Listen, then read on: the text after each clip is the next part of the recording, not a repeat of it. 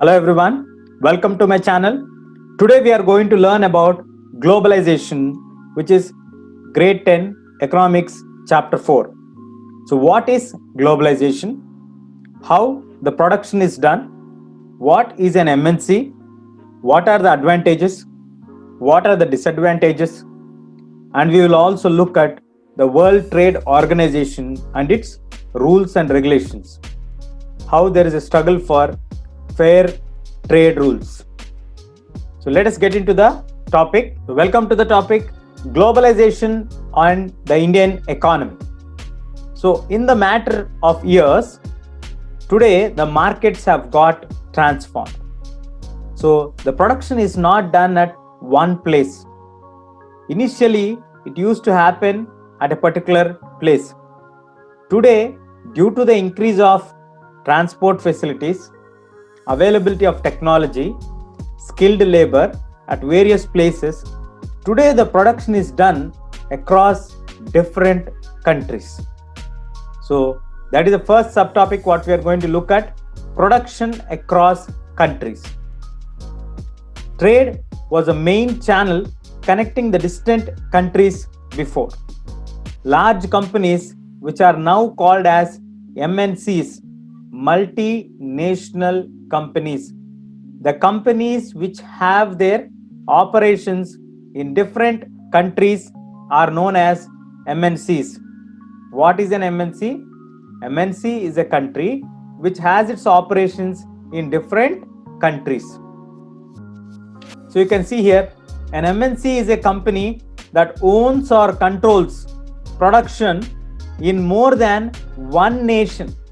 It is not only operating in one country, it is operating in more than one country, then it is called as MNC.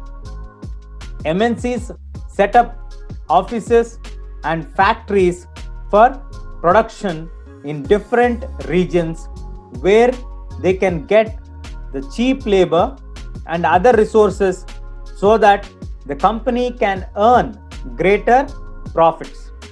So you can see here on the screen, as you can see the map here, the MNCs can establish their companies or their units at different parts of the world.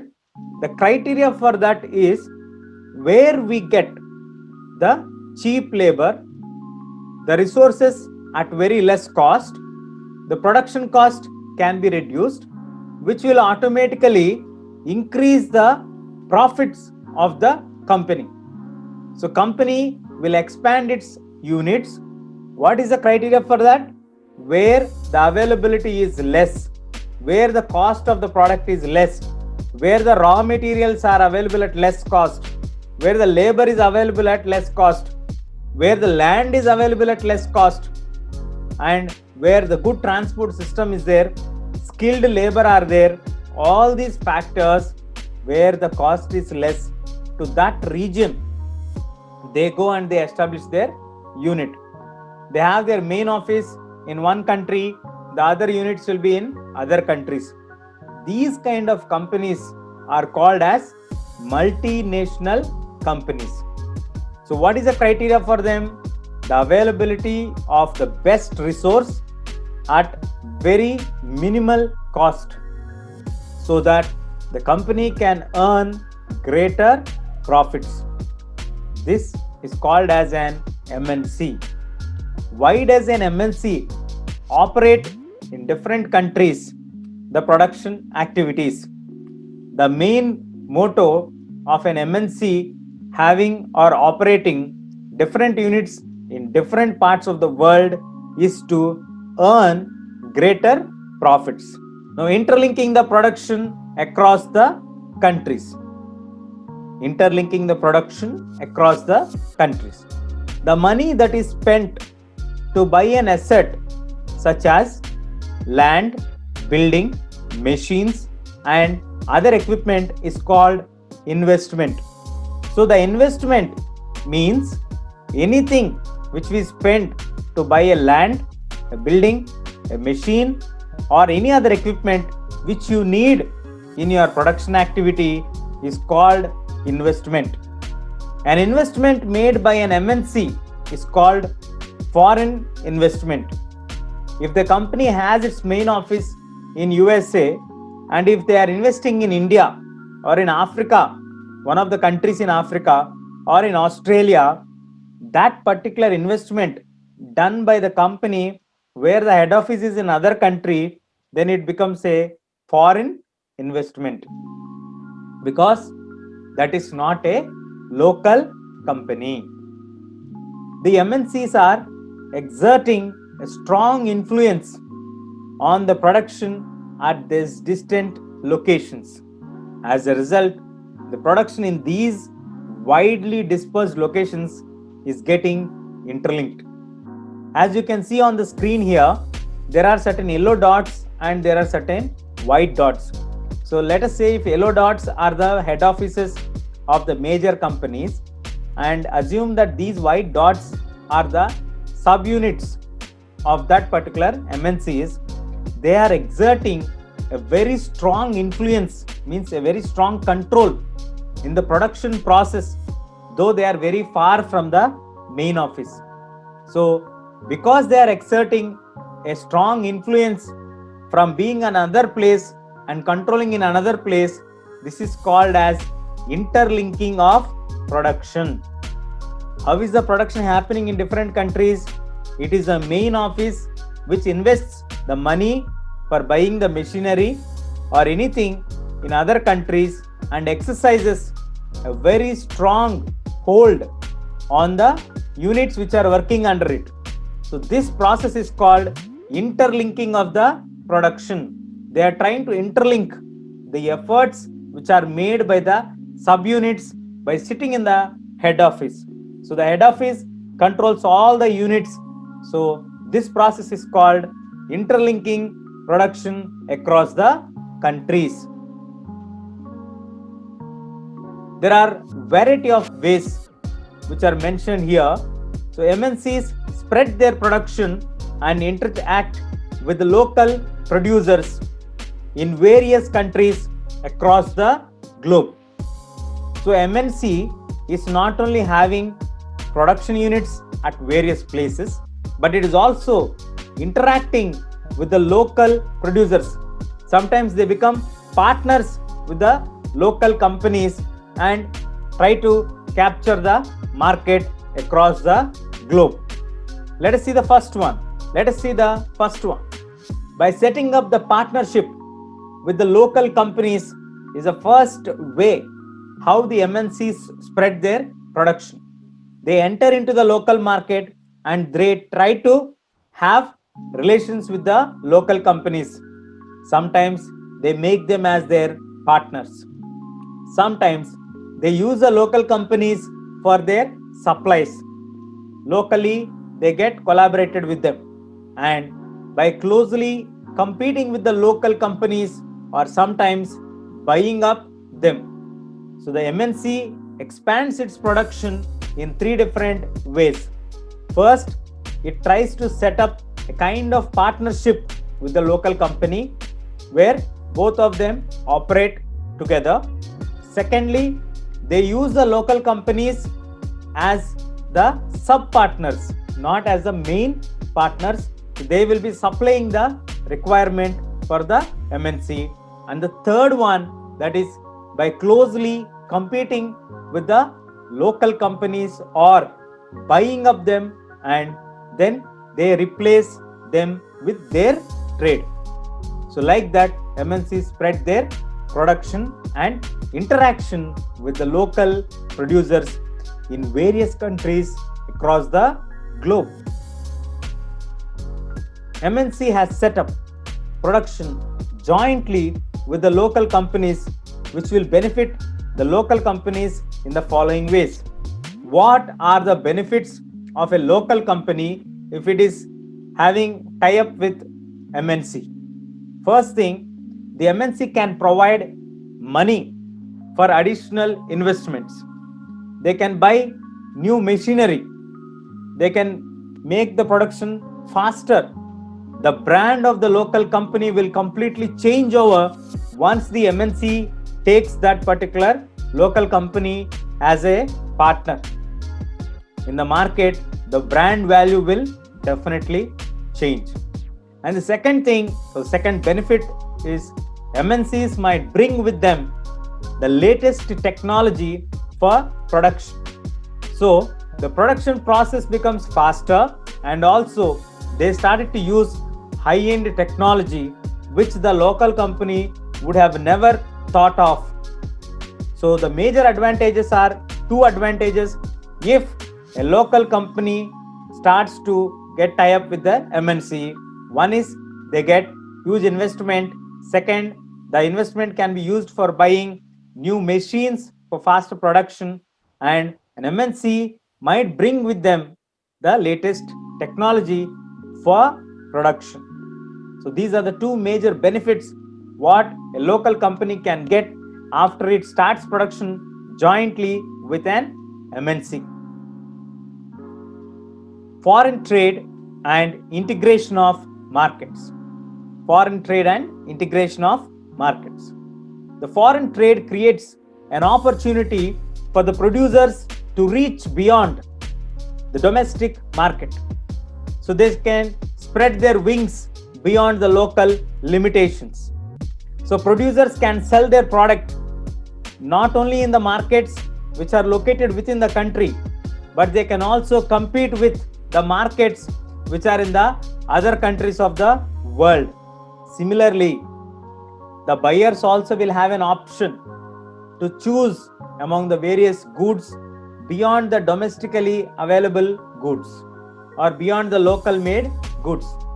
Thus, foreign trade results in connecting the markets of different countries, and it makes them integrated, and all the markets in different countries come together. As for example, if you want to see, you can see Amazon. The Amazon brings you the products which are not only in India but in the other countries as well. So if you reach beyond the local market, the sale of your particular product will increase, your market will expand, your income will increase. At the same time, the value or the brand value of your particular product also will reach globally. So foreign trade will definitely make the integration of different countries and different continents markets together and makes you a brand production person. So here we need to remember here, any product what is sold locally, if it is sold internationally, definitely the value of the product will increase, the company will prosper, and it will start to earn huge profits. So foreign trade will definitely integrate the markets. What is globalization? Globalization means it is a process. It is a process. What is that process? The process is interconnection of countries or rapid integration. As you can see on the screen, the countries which are getting connected slowly one after the other, that is called globalization. Someone who is sitting in United States can make the works done in Africa, South Africa, or in India, or somewhere in the Vietnam, like that. So goods, services, investments and technology are moving between the countries. So MNCs are playing a major role in the globalization process. So globalization is a process of rapid integration. MNCs are playing a major role in globalization process. They are actually bringing more services and goods with investments and technology across the countries. There is one more way in which the countries are or can be connected. This is through the movement of people between the countries. So globalization is nothing but it is an interconnection of the countries. Earlier, we never know what is happening in United States or any other country. Today, you can sit in your house and you can watch in the TV the live telecasts of the football matches, the president's ceremonies, or anything, you are getting interconnected and you have become a global citizen. This is happening because of globalization. What is globalization? Globalization means interconnection between the countries. All the countries are interconnected. We have become like a global village. Every country knows the other country and every country starts to have trade with the other country, or some countries invest in the other country, some country offer services to other countries, some countries share technology. Like that, all the countries started to share among themselves different services, goods, investments, and technology. There is also another way how the countries can be connected, that is, people traveling from one country to another country, or people moving between different countries. But globalization is happening rapidly, and there is a huge interconnection of countries happening in the present century. So that made us all part of the global village. We all are global citizens. What are the factors that have enabled globalization? Undoubtedly, it is technology. The rapid improvement of technology has been one major factor that has stimulated the globalization process. If the technology was not well developed, if the internet was not available for us, it would have become very, very difficult or almost impossible to have globalization. But luckily, we have technology which is growing faster and faster, and which had made possible the delivery of goods across the long distances at very less cost. And the developments in information and communication technology has made it information instantly accessible to the people across the globe. So technology is the first and the major factor which has made the globalization process happen in reality. It has made the information to pass from one continent to another continent instantly within seconds. So technology is the first major factor that has enabled globalization. Moving to the second important factor, that is liberalization of foreign trade and foreign investments. Trade barriers are some restrictions that have been set up by the governments. So the governments can use the trade barriers to increase or decrease or to regulate the foreign trade and decide what kind of goods and how much of them should be allowed into the country, and what kind of taxes that are to be laid on the imports, so that we can save the local producers. If you see in the history, the Britishers always used to pressurize to put extra taxes on the cotton or the cotton textiles which are imported from India into UK. So like that, when you increase the taxes, the country's governments have control to increase or decrease the taxes on the products which are imported into the country. So once those barriers are removed, those restrictions are removed, that process is called liberalization. What is that process called? Liberalization. Due to liberalization, there are no more barriers of trade between the countries. So that made the globalization also very quick and easy, profitable. So when the governments impose less restrictions than before, it is more free market, more liberal market, which makes others to bring their products and sell in the other countries easily. So one is technology, second one is the liberalization policy of foreign trade have enabled the globalization to happen. Now, coming to the World Trade Organization. The World Trade Organization is an organization whose aim is to liberalize the international trade. At present, in the World Trade Organization, we have 164 members as the main members of World Trade Organization. It has established rules for developed countries regarding international trade so that the countries can allow free trade for all. We have in our market the developed countries like US, UK and Russia used to dominate the international markets. So after the establishment of World Trade Organization, the member of countries are now 164 countries. They have made rules restricting, controlling the powers of the developed countries over trade and made possibility for having free trade so that all the developing countries can have trade with the developed countries. Earlier, the developed countries used to control the resources in the developing countries and they used to dominate the international market. But after the World Trade Organization has emerged and it has come up with the liberalization policy, now we are having free trade for all.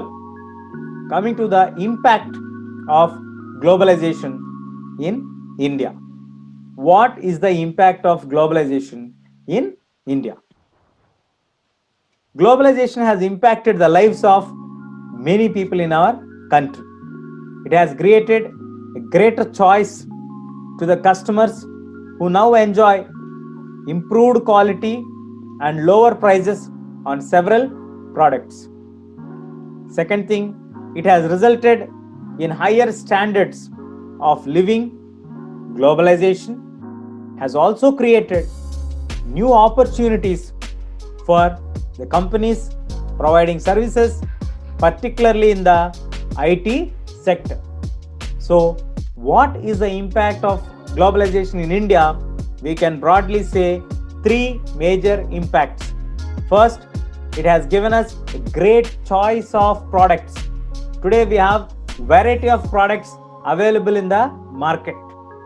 That is happening because of globalization. They are available at lower cost, affordable cost, good quality, because there is competition.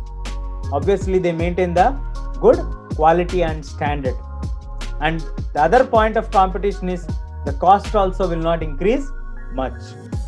Coming to the next, there is a high standard of living happening in our country due to globalization. Because the incomes have increased, opportunities have increased, the good quality products are available for us at affordable cost. And the third and the most important, the globalization has created new opportunities for millions of people in our country. Today, particularly if we take the IT sector, it is providing nearly 20 million jobs in our country. And nearly it is 7% of the GDP production. So it is contributing for 7% of the GDP. So globalization has benefited India a very large extent on one side. What happens in the other side? In the other side, if you see, due to globalization, the local traders, local producers have to compete with the international producers or international traders, which is creating a problem for them. This is one disadvantage what we have with the globalization in our country. So many small farmers, small producers are not able to cope or not able to compete with the foreign traders. Apart from that, there are many benefits for us. The struggle for fair justice or fair globalization. What is fair globalization? Fair means clear, as per the rules, as per the agreement. So fair globalization creates opportunities for all and also ensures the benefits of globalization are shared better. The government can play a major role in making this possible. Who can make the fair globalization possible? First of all, what is fair globalization? It will ensure opportunities for all, and it will ensure that everyone will get the benefits of the globalization. Means equal opportunities, equal justice. All are treated equally.